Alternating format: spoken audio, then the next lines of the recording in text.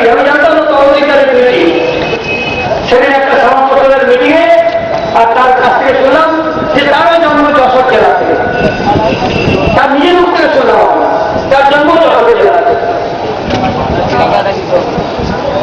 তো তারা বলে রিফিউজি হলে না মুখ্যমন্ত্রী হওয়া যায়, মন্ত্রী হওয়া যায়, এমএলএ হওয়া যায়।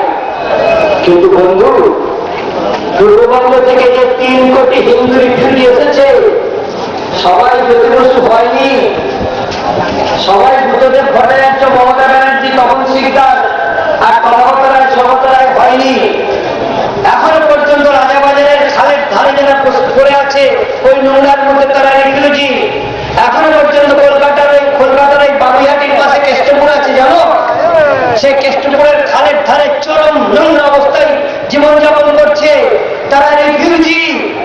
রিফিউজি জীবন অপমানের জীবন, রিফিউজি জীবন কলঙ্কের জীবন, রিফিউজি জীবন পরাজয়ের জীবন, রিফিউজি জীবন লজ্জার জীবন। আর আজকে এই ক্যানিং এ যেভাবে আজকে মুসলিম জনসংখ্যা বাড়ছে, আমি এর আগে আমাদের করণীয় কর্মচারী বলেছেন এই মুহূর্তে ক্যানিং 1 এবং 2-তে হিন্দু জনসংখ্যা হচ্ছে 52%, মুসলিম জনসংখ্যা 47%। ভালো করে শুনে না, এই মুহূর্তে ভুল বললাম আমি। 2001 সালের যে জনগণনা হয়েছে সেই 2001 সালের জনগণনায় ক্যানিং 1 এবং ক্যানিং 2-তে অলরেডি হিন্দু মাইনরিটি সংখ্যালঘু। ক্যানিং 1 এবং 2 মিলে এখানে হিন্দুরা হচ্ছে 52%, মুসলিম 47%। কিন্তু 10 বছর আগে মানে 1998 সালের জনগণনায় হিন্দুরা ছিল 55%। আর তারও 10 বছর আগে 1951 সালের জনগণনায় সুন্দরী মম জননী বঙ্গভূমি, গঙ্গার তীর স্নিগ্ধ সমীর জীবন জুড়ালে তুমি, অবারিত মাঠ গগন লালাট চুড়ে তব পদ ধুলি, ছায়া সুনিবির শান্তির নীর ছোট ছোট গ্রামগুলি। মানে আমরা এই মাটিকে কিরকম আবেগ দিয়ে দেখি। আর এই মাটিকে ওরা কি বললো? ওরা বললো নাপাক। তাই ওরা যখন ওদের জন্য একটা আলাদা জায়গা করলো, তার নাম দিল পাকিস্তান, মানে পবিত্র স্থান। যে মাটিতে তোমার জন্ম, যে মাটিতে তোমার বাবা ঠাকুরদার জন্ম, সে মাটি তোমার কাছে পবিত্র নয়?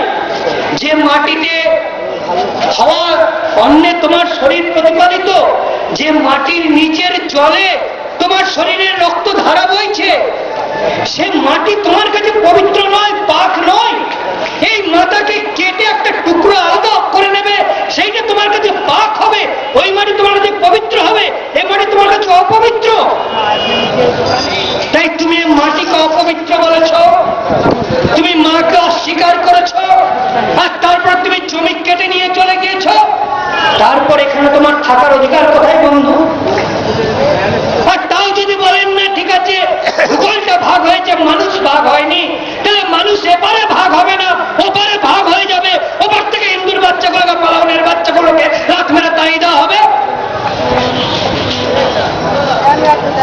আর এখানে তাদেরকে চাকরিতে সংরক্ষণ দিতে হবে, তাদের তো এখানে থাকারই অধিকার নেই। ওপারে জ্যোতি বসুদের বাচ্চাগুলো যে চাকরিগুলো ছেড়ে চলে এলো, যে বাড়িগুলো খালি করে চলে এলো, সে চাকরিগুলো কে করবে ভাইজান? ওগুলো তো তোমাদের জন্যই ছেড়ে এসেছে, যাও না ওখানে। ওখানে তো তোমাদের জন্য চাকরিগুলো আমরা ছেড়ে রেখে এসেছি, ওখানে তো ইউনিভার্সিটির সিটগুলো তোমাদের জন্য ছেড়ে রেখে এসেছি আমরা। ওখানে যাও না, তোমাদের জন্য রিজার্ভেশন দেওয়া হবে। তোমরা এখানে ভাগ বসাচ্ছ, তোমরা পাকিস্তান চাইলে, পাকিস্তান পেলে, এখান থেকে তোমরা গেলে না, ওখান থেকে হিন্দু বলে তাড়িয়ে দিলে। আর এখান থেকে গেলে না শুধু নয়, এখানে তোমরা এরপরে আরো সংখ্যা বাড়াচ্ছ। এখান থেকে এখানে সংখ্যা বাড়িয়ে তোমরা আবার এই জায়গাটাকে দখল করার চেষ্টা করছো, দখল করছো। ইঞ্চি ইঞ্চি মাটি তোমরা হিন্দু খালি করে দিচ্ছ। এই জেলার মগরাহাট থানা বলতে জেনে নিন, এই জেলার মগরাহাট ব্লক 1981 সালে একটা ব্লক ছিল, তারপরে এখন মগরাহাট 1-2 হয়ে গেছে। তাই দুটো জুড়ে বলছি, 1981 সালে মগরাহাট ব্লকে হিন্দু ছিল 87%। মগরাহাট ব্লকে 1981 সালে সরকারি পরিসংখ্যান বলছি, সেন্সাস রিপোর্ট বলছি, হিন্দু ছিল 87%। 1981 সালে 2001 সালে সেই মগরাহাট ব্লকে 1-2 মিলিয়ে মুসলিম 47 থেকে মুসলিম 11 থেকে হয়ে গেল 51%, আর হিন্দু 87 থেকে হয়ে গেল 47%। মগরাহাটের যদি আপনারা গ্রামে গ্রামে যান, ওখানে গ্রামে গ্রামে গেলে আপনারা দেখতে পাবেন যে দোতলা 3তলা পাকা বাড়িগুলো খালি পড়ে আছে। মগরাহাটের গ্রামগুলো হিন্দু শূন্য হয়ে গেছে। এই মুহূর্তে আপনাদেরকে 12টা গ্রামের নাম বলতে পারি যে 12টা গ্রাম মগরাহাট থানার হিন্দু শূন্য হয়ে গেছে। কেন হয়ে গেছে? সেলিমের অত্যাচারে। এক সেলিম নয়, এক সেলিম নয়, যখন একজন সেলিম রাজত্ব করে তার আন্ডারে অনেক ছোট বড় মেজো অনেক সেলিম তারা উৎপাদ করে। তাই মগরাহাটের সমস্ত সম্পন্ন হিন্দু তারা পালিয়ে আজকে বারুইপুরের একটা পাড়াতে তারা বাসা ভাড়া নিয়েছে, কেউ কেউ বাড়ি কিনে নিয়েছে। আর মগরাহাটে হিন্দু 87 থেকে মাত্র 20 বছরে 47% হয়ে গিয়েছে। এবং আপনারা নিশ্চিত জেনে রাখুন যে ক্যানিং 2তে তো ইতিমধ্যে হিন্দু মাত্র 33-34%, আর ক্যানিং 1-2 মিলিয়ে 2011 সালের জনগণনাতে হিন্দু 50%-এর নিচে, মুসলিম 50%-এর উপরে হয়ে গেল, অর্থাৎ হিন্দু সংখ্যালঘু হয়ে গেল। এই যে ডেমোগ্রাফিক চেঞ্জ হচ্ছে, এর বিরুদ্ধে আওয়াজ তোলা কি অন্যায়? এই যে ডেমোগ্রাফিক চেঞ্জ হচ্ছে, এর বিরুদ্ধে প্রতিকারের দাবি জানানো এটা কি অগণতান্ত্রিক? আজকে হিন্দু প্রধান এলাকা মুসলিম প্রধান হয়ে যাবে, মুসলিম প্রধান হয়ে যাওয়ার পর সেখানে হিন্দুরা থাকতে পারবে না, সেখানে রাস্তার ধারে প্রকাশ্যে গরু কাটবে, সেখানে হিন্দু 9-10 মেয়েদের স্কুলে যাওয়া বন্ধ হয়ে যাবে। তাই আমরা এখানকার হিন্দু মেজরিটি বজায় রাখতে চাই, এটা বলা কি অন্যায়? কিন্তু এই কথাগুলো করে রাজনীতির মঞ্চ থেকে বলা হবে না। সে কালবাচি গ্রামের চন্দ্রকান্ত সরকারের 2 মেয়ে লিপিকা আর দীপিকা, 16 বছর আর 17 বছর বয়স, 2জন মেয়েকে তুলে নিয়ে চলে গিয়েছে। এরকম এই ভাঙড়, সন্দেশখালী, আপনাদের এই ক্যানিং, মিনাখা, এখান থেকে যে কত হিন্দু মেয়েকে অপহরণ করে নিচ্ছে, গায়ের করে তুলে নিচ্ছে, তার কোনো পরিসীমা নেই। কিন্তু যার বাড়ির মেয়ে যাচ্ছে সমস্ত মাথা ব্যথার তার, আর বাকি হিন্দুরা চুপ করে বসে থাকছে। আর কোথাও মুসলমানের গায়ে একটু টাচ হলে পরে সমস্ত মুসলমানরা ঝাঁপিয়ে রাস্তায় নামছে।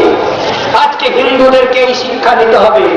সমস্ত হিন্দু যুবকরা যেখানে হিন্দুর গায়ে হাত পড়বে,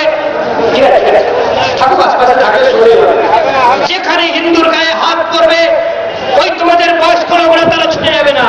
ওই যারা একটু বাড়ি টাকা পয়সা করে নিয়েছে স্বার্থপর, ওই বড় হিন্দুগুলো ছুটে যাবে না, ওদের প্রতি কোনো মায়া দয়া রাখবে না।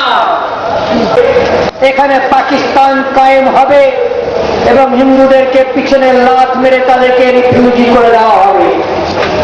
তাই হিন্দুদেরকে পরিবার পরিকল্পনা করা চলবে না। পরিবার স্বাস্থ্যকর্মীরা হিন্দু গ্রামে আসলে তাদেরকে বলতে হবে যে চলুন পাশে মুসলমান পাড়া আছে, সেখানে পরিবার পরিকল্পনা আরো ঈশ্বর পাটনি মা লক্ষ্মীর টাকা পেয়েছে। আর মা লক্ষ্মীর টাকা পেয়ে মা লক্ষ্মী বলছেন যে তুমি বর চেয়ে নাও, তো ঈশ্বর পাটনি কি বর চাইবে? আমার সন্তান মানে কত বড় স্বার্থপরতা। আর সেই বইটার নাম হচ্ছে অন্নদা মন্ডল। আরে মা লক্ষ্মীকে পেয়েছিস, কর্মকে গোটা গ্রামের সন্তানদের কল্যাণ চেয়ে নেই যে আমার গ্রামের সন্তান যেন থাকে যেতে পারবে, তা নয়, আমার সন্তান। স্বার্থপর হিন্দু সমাজ তাই অনেক স্বার্থপরতার পরিচয় দিয়েছেন।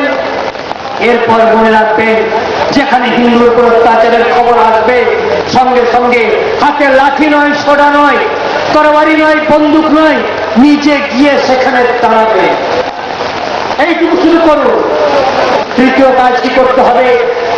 যে যেখানে মুসলমানরা আপনার বাড়ির কাছে, আপনার গ্রামের কাছে একটা সরকারি জায়গা বা বেস্ট জায়গা দখল করতে যাবে, সেখানে প্রাণপণে মাটি কামড়ে বাধা দিন। প্রাণপণে মাটি কামড়ে বাধা দিন। 1 ইঞ্চি জায়গা, মনে রাখবেন, সরকারি জায়গা মানে আপনার আমার জায়গা।